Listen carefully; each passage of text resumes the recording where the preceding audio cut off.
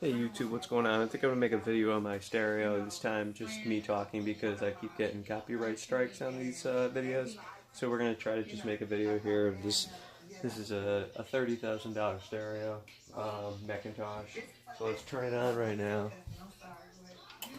Yeah, you turn it on, it triggers. You turn on the preamp, it triggers the amplifier, and as you can see, it's in a tube warm-up stage when you first turn it on. This is the preamplifier. So let it warm up. I think it's on aux, so it's going to show the TV, and you could actually see the thing worked a little bit. I think I could have that on, right? But turn it down, just so you can get a better look at the preamp. Now above this are the tubes, which maybe get a good look right there. I don't know. Can't really get a good look at it in my rack. And then the side of it, you can see it's all chrome. And then the back, on the back end and the business end of it is all AudioQuest wiring.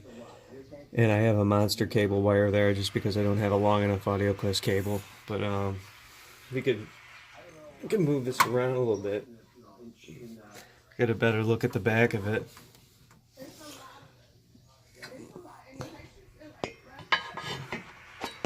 There you go. See, it's all gold-plated connectors, and back there are the inputs, which there's a Belkin thing in there for my cell phone. At the end is the turntable into the moving coil input, and then on the output side here we have the big we have the RCAs going to the Adcoms. So this is this RCA and the second RCA. And then this XLR input, our AudioQuest cables going to our MC302, which we'll take a look at next. So that's the preamp. Very impressive preamp. Made a huge difference in the stereo when I first got it.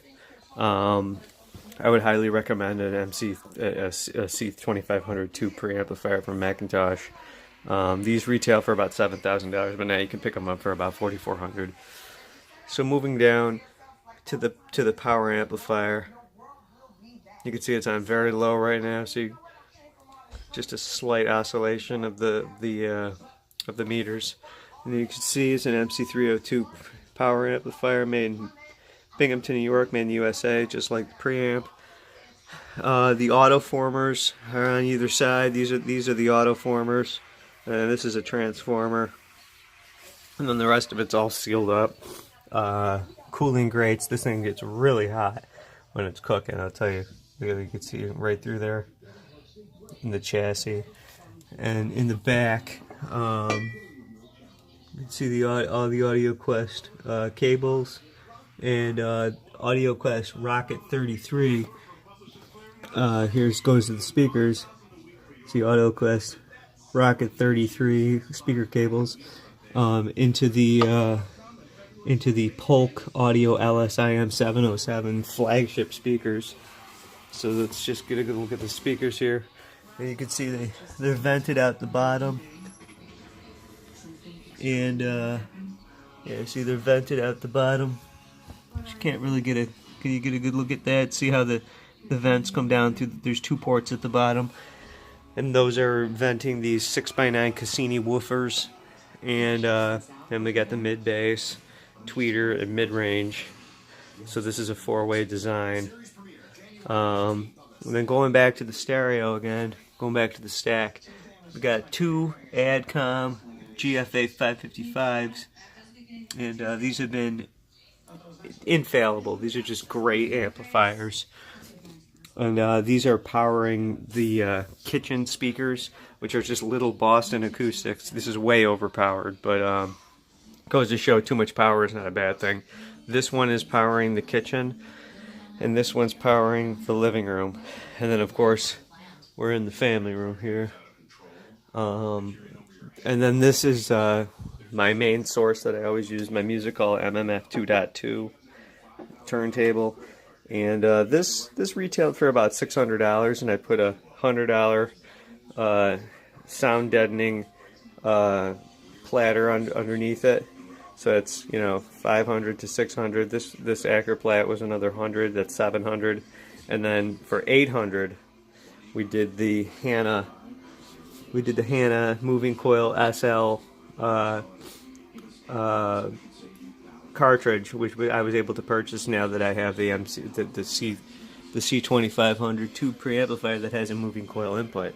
So we're in at 500, 600, 700, 1500 for this turntable setup, which is light compared to having a $30,000 stereo overall. I mean, I have more money in cabling than I do on this turntable, so we're going to be replacing this with a VPI Avenger in short order, and we're going to be taking a video of that, of course, and actually going to the VPI factory in I think it's in New Jersey. So that'll be coming in the next few months for the channel. There's the Project Tonearm, and it's all on a VTI stand that's sound deadening, and the speakers are standing on spikes on a tile. And then this I haven't shown you here. This is the Okinoki record cleaning machine. So this, you put the record on here, you press that down, and that'll suck all the crap off the record. And I have a video of that. And then speaking of my records, here's my record collection. Here's part of it down here with my CDs, because I did have a McIntosh CD player for a while that was a problem, and I had to get rid of it. And here's a little bit more records. But that's my stereo, guys. That's my stereo with no copyright strikes. So yeah, it adds up to about $30,000, and we're going to be adding a $10,000, making this a $40,000 stereo once we get the VPI Avenger. So thanks for watching, guys. See ya.